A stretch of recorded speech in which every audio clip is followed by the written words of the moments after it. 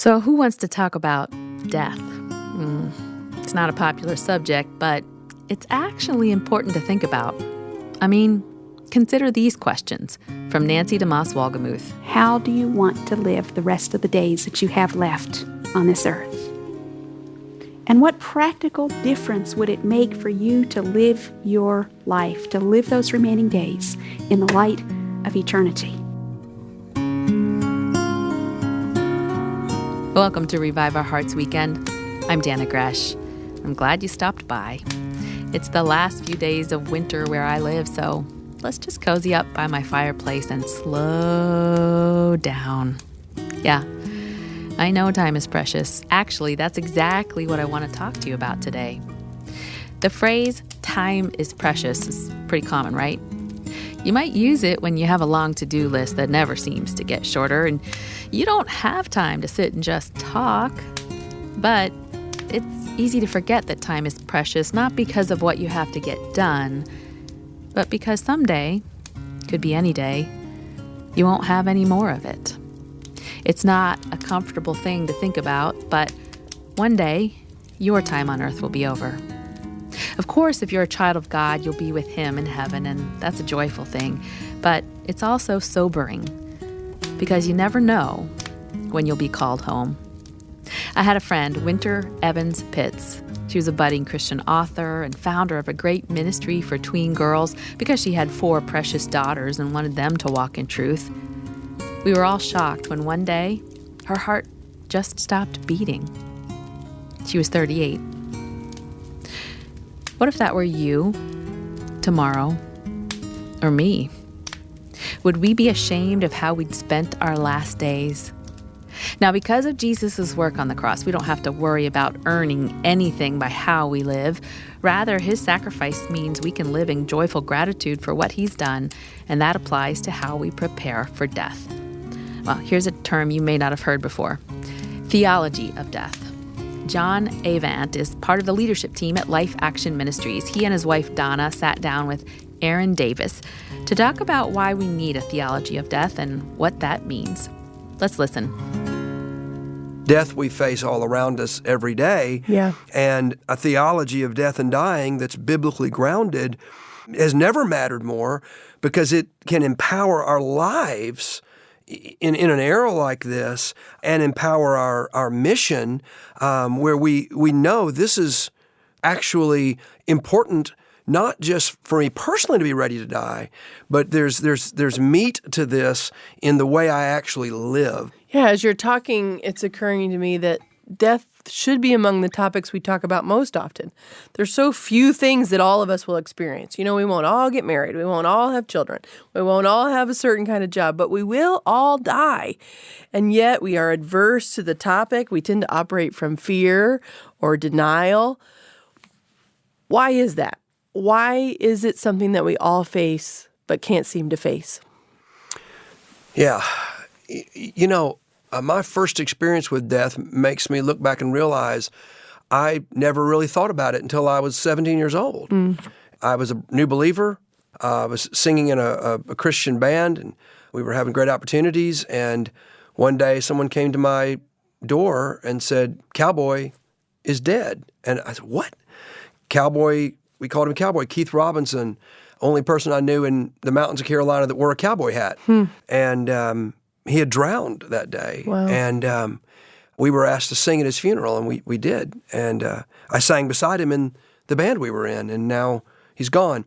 At the end of the funeral, we all walked by the casket. I was terrified. Yeah. I mean, I didn't even know how to think about it. And his mother and father were at the end of the casket. I had to walk by the casket and say something to them. Completely terrified. Yeah. And I kind of glanced at Cowboy. I got to them, and I'm trembling, and they grabbed me, and they embraced me, and they said, "It's going to be all right. He's with the Lord. What we believe is real. We're brokenhearted, but this will be healed." Wow. And that theology isn't formed on the day your boy drowns. No, and that's I think the point of that too. As we walk through the adversity of living in the midst of death, which is all around us all the time, right. there's opportunity for God to shape that and form that. If, on the other hand, we try our best to avoid it and deny it, it's actually going to limit our discipleship and our ability to grow in our depth and relationship with the Lord. Let's do it. What is a theology of death? Of course, we can't cover it all, but let's hit some high points. We'll dig down into some verses in a moment, but just without the verses, without the references, what are some of the core principles the Bible teaches about death? Well, death is an enemy, but it's the last enemy. Death is scary, but it is not to be feared in an overwhelming sense. Also, death is a part of God's sovereignty, and so it is not chaos. We sometimes view death as chaos, and that's not a biblical principle. Death is not out of God's control. This is all under His control. The death of Jesus is the greatest example of that in the history of the world. What looks like complete, utter horror and chaotic meaninglessness rescues the world. And if we live in the midst of that sense of the sovereign care of God, even in the midst of death, then we'll be able to deal much better with the theology of life. Yeah, that's the word that I need to wrestle with, is sovereign. Do I believe God's sovereign over life? Do I believe He's sovereign over death? Do I believe He's sovereign over dying?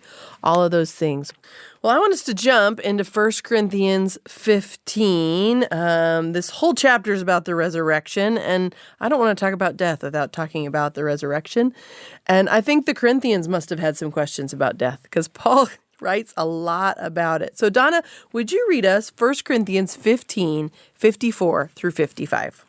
When the perishable has been clothed with the imperishable and the mortal with the immortality, then the saying that is written will come true. Death has been swallowed up in victory. Where, O death, is your victory? Where, O death, is your sting? The sting of death is sin, and the power of sin is the law. But thanks be to God. He has given us the victory through our Lord Jesus Christ. Therefore, I'm going to go on to 58. Good, we need the therefore. Keep therefore, reading. That connection word, therefore, my dear brothers, stand firm. Let nothing move you. Always give yourselves fully to the work of the Lord, because you know that your labor in the Lord is not in vain. I love that you kept reading. You know this trick. What is the therefore? What do you think the connecting points are between death and victory, which frankly seem like strange bedfellows, and standing firm? I think it's such a connection, and I love that we saw this, because death is and can be scary, but it's not the final word. And the most important thing about not fearing death is living our life. And I love that Paul tells the Corinthian church, stand firm. Don't let anything move you. Politics, the pandemic, the violence going on. Don't let anything move you. Remember why I have placed you on this planet, and always give yourself fully to what I've called you to. Yeah. And to me, that's practical. Yeah. We can talk theology, we can talk thoughts, but practically, Paul is saying, stop. Jesus has conquered death. I want you to live your life, and I want you to know that what you're doing in Jesus' name is not in vain. Don't be moved. Keep on going. Get out of bed every day, look to me, and take one step in serving me. I need that reminder every day. I think we all do. We do. I do. That's John and Donna Avant in conversation with Aaron Davis, reminding us that because Jesus conquered death, we, his children, have nothing to fear from it. And that should affect our perspective on life. You see, it's not that you should be preoccupied with thinking about death. No, that's not what I'm going for here. As Donna reminded us, Jesus conquered death, which means it has no ultimate power over you. You need to be aware that your physical death could come at any time, but the whole point is this. How do you glorify God in the short time you have on earth? Nancy DeMoss Walgemuth talked about that in a series coming up soon on our flagship podcast, Revive Our Hearts. The series is called Living in Light of Eternity, and I'm about to give you a sneak peek. Psalm 90, verse 12 says, "So teach us to number our days, that we may get a heart of wisdom." Here's Nancy talking about that verse. As you think about how you're using your life, ask yourself, what will be the sum of all of those days when I stand before God in eternity? Moses says, teach us to number our days so we can gain a heart of wisdom. I'll tell you one thing that helps a lot with this is going to funerals, visiting a cemetery. It's a powerful reminder of the shortness of life. It gives us perspective on this life and the next. I remember a number of years ago attending the funeral of my mother's only sister, who died at the age of 38 with a rare lung disease. I was in my late 20s at the time. And I remember at that funeral, my Aunt Lynn was not a well-known woman. She was a wife and a mom, a faithful wife and mom. But I remember at that funeral hearing testimony after testimony in that funeral service of how her simple, loving, faithful life had touched other lives. She had never done anything that would be written about in any history books, but her life had written something on the books and on the pages of the lives of the people who were her friends. And I remember sitting in that service as a 28-year-old young woman thinking, you know, when my life is said and done, at my funeral, are there people who would be able to say that I really cared, that I loved them, that I was a real friend? What will have been the impact of my life? Sitting in a funeral, looking at a grave marker, will help us to think this way. What is a wasted day? What is a wasted life? Well, really, two ways we can waste our lives. One is living our lives without thought for God, just neglecting the spiritual dimension of our lives, neglecting spiritual matters. That's a wasted life. That's a life that has nothing to show for itself in eternity. And some of us who aren't neglecting spiritual matters live our lives in another wasteful way, and that's in resistance against God. Murmuring, complaining, resenting, resisting, disobeying what we know to be the will of God. Some of us in this room are still in the first half of our anticipated lifespan here on earth. A few perhaps, not many, but may have actually gone into overtime in the light of eternity. And regardless of where we are in that span, I ask you this question: how do you want to live the rest of the days that you have left on this earth? And what practical difference would it make for you to live your life, to live those remaining days in the light of eternity? The psalmist said it this way in Psalm 39, "Lord, make me to know my end, and what is the measure of my days, that I may know how frail I am. Indeed, you have made my days as handbreadths," 4 fingers, smallest unit of common measurement in the Old Testament times.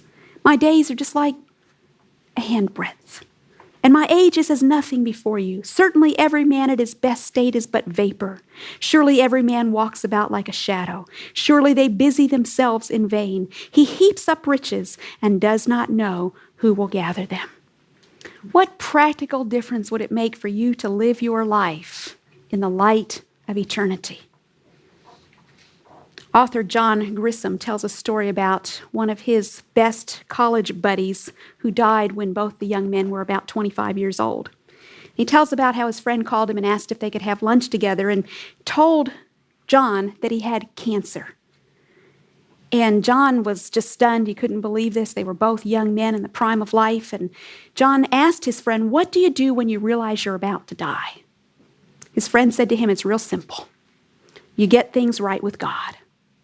And you spend as much time with those you love as you can. And then you settle up with everybody else."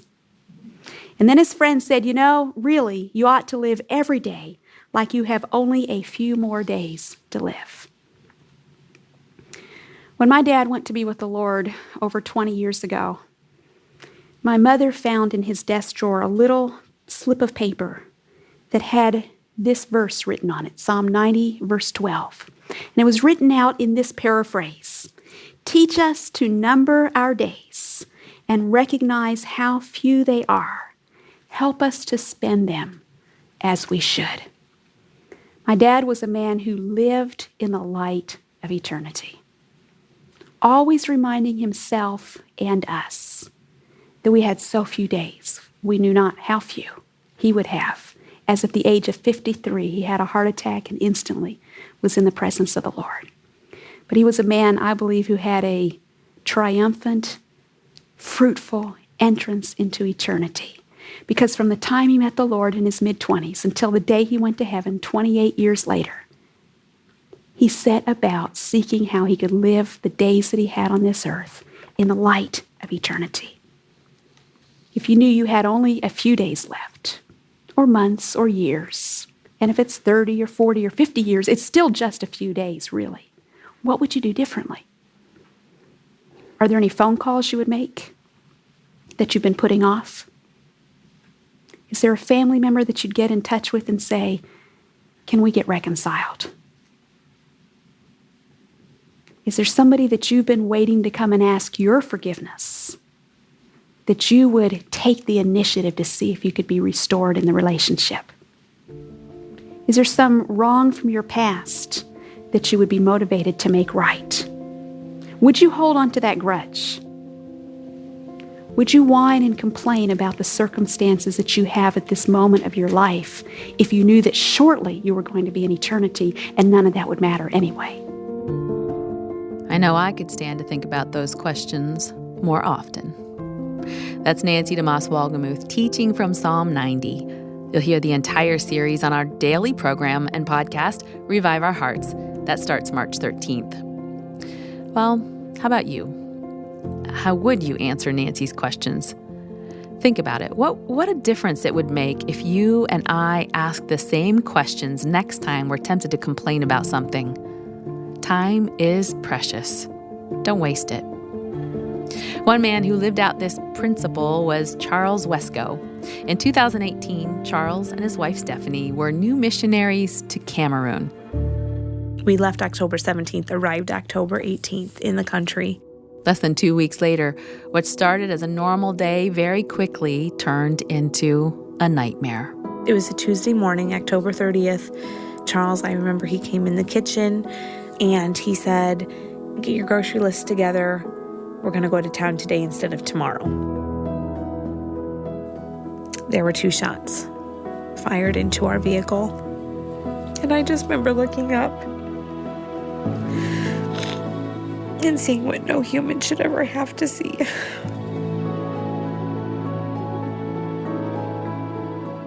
From where I could see, he had been hit multiple places. After the fact, we would learn that he had gone to be with the Lord instantly. It might seem like Charles Wesco's life was a failure.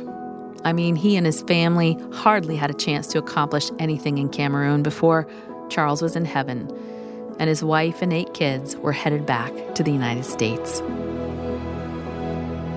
But Charles lived with an awareness that life is short, and he ministered to anyone he came across. For over 2 years before they went to Cameroon, the Wescos traveled from church to church, sharing their vision to join God's work as missionaries to Africa. Here's Stephanie reflecting on that time in a conversation with Nancy DeMoss Walgemuth. We started deputation to raise support in fall of 2015. Now, a lot of people listening to this may not have had any of that kind of experience, but I watched as your family did this. This wasn't just you and your husband. This is you and your husband and 8 kids. Yes, it was 7 when we started, and we traveled in a motorhome that the Lord provided. And it wasn't a big motorhome. No, it wasn't. We were sardines. So going from church to church, yes, we traveled town to the whole town. Midwest over into the East Coast. My husband had our sons learn how to do chalk talk. So my husband would preach. The 4 oldest boys would draw a picture that went along with my husband's message.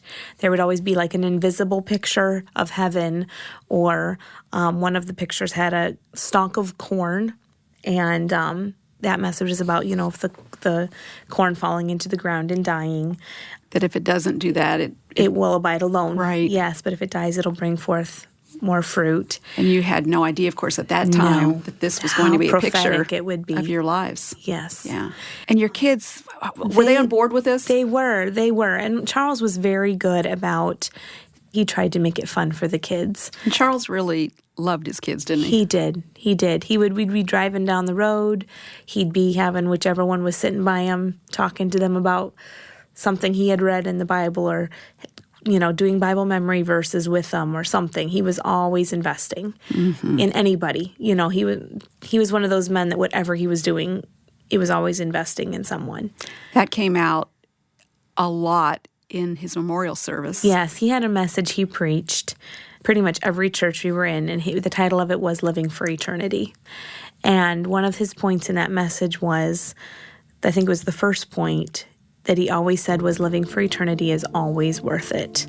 And I've had to remind myself of that many times since then, of just keeping that focus. Even though he's gone, living for eternity is always worth it. My husband would say all the time on deputation, we're soldiers in the King's Army, and our job is to march to his drum, and if he moves us, to say yes, sir, and follow. Here's the late Charles Wesco from a message he gave while still in the States. Serving Christ always comes with a cost, and yet in America, we're like the rich young ruler sometimes. I've been here, done this. We want to figure out some way to make a side hobby out of Christianity. We want to figure out a way without the cost, without losing any of earth's treasures, to still have a comfortable life and still lay up treasure in heaven. How foolish. How utterly foolish that is. We can have so many things in a family that can be business, that can be ministry, that can be church, that our young people aren't willing to stretch out their necks and go out into the world and preach the gospel to every creature across the world. And we need to realize that serving Christ always comes with a cost. What neither Charles nor Stephanie realized at the time was that Charles' ministry was in the United States, serving and encouraging the churches they visited. Charles just loved meeting new pastors, seeing new ministries, being involved in either prison ministries in the church or radio ministries, just whatever the pastor, God gives different pastors different burdens.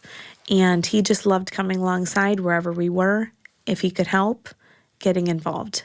That's just kind of how he was. He tuned pianos, tons of pianos on deputation. Pretty much every church we went into, their pianos got tuned. And he just did it to be a blessing in a ministry. And I loved it, because I always knew I had a good, nice, new tuned piano to play on. Yeah. So that always made me happy too. So yeah, deputation was we never would have dreamed that deputation would be our family's ministry. That would have never been our thought or in our thought process. Well, and I love that you weren't just out there asking people to support your ministry, but you were out there ministering the word. We were seeking to, yes. Ministering to, and again, I watched, because your families are both known in this area and have a reputation for, there's a lot of ministry that's gone on through different ones of your family members, but Charles was the one I knew the best and knew that his heart was to preach the word, to see people come to know Jesus, to see people reached. Yes. Charles' whole purpose, he had what he called like a life calling, is what he called it. And he said it was to motivate godliness in the lives of every person with whom he came in contact. And that was his life calling. And he fulfilled it. That is how he lived. That's Stephanie Wesco talking with Nancy about her husband, who was killed in 2018. He planned to serve the Lord in Cameroon, but he didn't wait until he got there to do it. He and Stephanie had no way of knowing that his life would be so unexpectedly cut short. But he lived with purpose in everything he did. What an example for us. What could this look like in your life? How can you live in light of eternity? You don't have to lead a ministry, be a powerful speaker, or have lots of social media followers.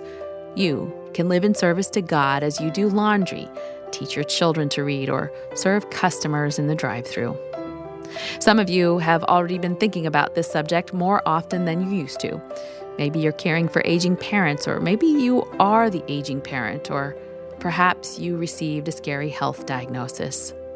You're faced more clearly with the reality that your days are numbered. It can be scary. I know. We heard Nancy talk about how to number our days. Well, did you know that her husband, Robert, just wrote a new book that addresses the topic of death? It's called Finish Line. In it, Robert gives practical and biblical insight on preparing for your finish line when God calls you home. That book releases next week, but you can go ahead and order your copy. You're going to want to read it and then give it to others to read. And today we want to give you a copy of that book when you donate to the ministry of Revive Our Hearts. You can do that at reviveourhearts.com or call us at 1-800-569-5959. When you get in touch with your donation, be sure to ask for your copy of Finish Line. That number is 1-800-569-5959. Well, next week, we're going to keep talking about time. Be sure to come back for that on Revive Our Hearts Weekend. Revive Our Hearts Weekend, calling you to freedom, fullness, and fruitfulness in Christ.